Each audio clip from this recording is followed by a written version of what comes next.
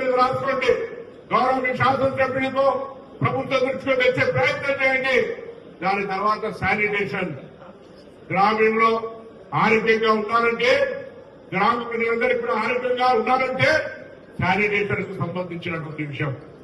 దాంతో పాటుగా ఇంతకుముందు గౌరవ కలెక్టర్ సత్యనారాయణ చెప్పినారు, స్ట్రీట్ లైట్స్ కావచ్చు, అక్కడ ప్లాంటేషన్ పర్యావరణాలు కావచ్చు, విధంగా అనేక కార్యక్రమాలతో పాటుగా గ్రామాలకు సంబంధించిన మౌలిక విద్య, ఆ విద్య స్కూల్స్ కు ప్రభుత్వం ఇలా అటుమోస్ట్ ప్రయత్నిస్తా ఉంది. మీ పాఠశాలలో సరైనగా పిల్లలు వస్తా ఉన్నారా లేదా, టీచర్లు వస్తా ఉన్నారా లేదా, ఆ విద్యా వ్యవస్థను ప్రభుత్వ ఆలోచనకు అనుగుణంగా మీ ఊర్లో ప్రైవేట్ బస్సు రాకుండా మీ ఊర్లో మీరు మేనేజ్ చేయగలిగే పిల్లలందరినీ ప్రభుత్వ పాఠశాలకు పంపితే ఆ ఊరికి మేము ప్రభుత్వం తరఫున ఏ సమస్య అంటే ఆ సమస్య పరిష్కారం చేయడానికి సిద్ధంగా ఉన్న మాట చెప్తాను. మీరల్లా టీచర్ల మీద విశ్వాసం పెంచి పిల్లలందరినీ ప్రభుత్వ పాఠశాలలో చదివించే కార్యక్రమం చేయండి. సైలెంట్గా పర్యవేక్షణ చేయండి.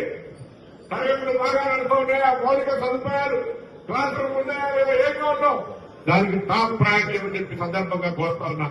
రాజకీయంగా ఇలా సర్పంచుల మూల స్తంభాలు చూస్తా ఉన్న రాజకీయాలు ఏ విధంగా జరుగుతా ఉన్నాయో.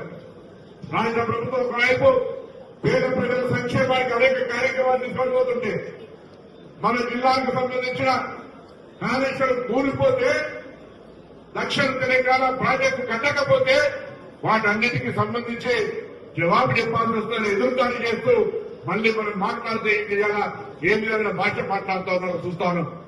అందుకే కాంగ్రెస్ పార్టీని రక్షించుకోవడానికి, కాంగ్రెస్ పార్టీ నాయకత్వాన్ని పెంపొందించుకోవడానికి మన నాయకుల మీద ఎక్కడ ఎవరు మాట్లాడినా వెంటనే గ్రామ స్థాయిలో స్పందన ఉండాలని సందర్భంగా కోరుతా ఉన్నా. ఇలా పేపర్లో పొద్దునే రాష్ట్ర కాంగ్రెస్ అధ్యక్షుడి ప్రకటన వచ్చింది. రేపు 28వ తేదీ నాడు ఇది గ్రామాలకు సంబంధించిన అంశం, గ్రామ ప్రజలకు సంబంధించిన ఉపాధి హామీ సంబంధించిన అవకాశం. ఇవాళ మహాత్మా గాంధీ పేరు మీద ఆనాడు సోనియా గాంధీ గారు, మన్మోహన్ సింగ్ గారు యూపీఏ ప్రభుత్వంలో కరువుతో విలవిలలాడుతుంటే, ఉపాధి లేక వలసలు పోతుంటే ఉపాధి హామీ మహాత్మా గాంధీ గారి పేరు మీద గ్రామంలో పనులు చేసుకునే అవకాశం ఇస్తే అటువంటి మహాత్మా గాంధీ పథకానికి కూట్లు కొడుతూ, ఆ పథకానికి ప్రభుత్వాల పేరు మారబోతూ, ఇలా పేరు కూడా జాతి పిత మనందరికీ తెలుసు.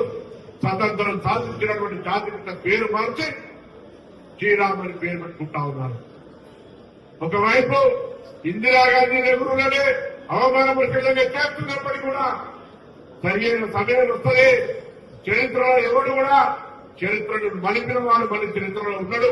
నరేంద్ర మోడీకి తెలుసు నెహ్రూ వేసిన పీఠాలు ఒకవేళ లేకుండా ఉండుంటే ప్రపంచ దేశాల్లో ఇంత పెద్ద విద్యావేత్తలు 100 కంపెనీల జీవోలు మన దేశం వాళ్ళు ఉండేది కాకుండా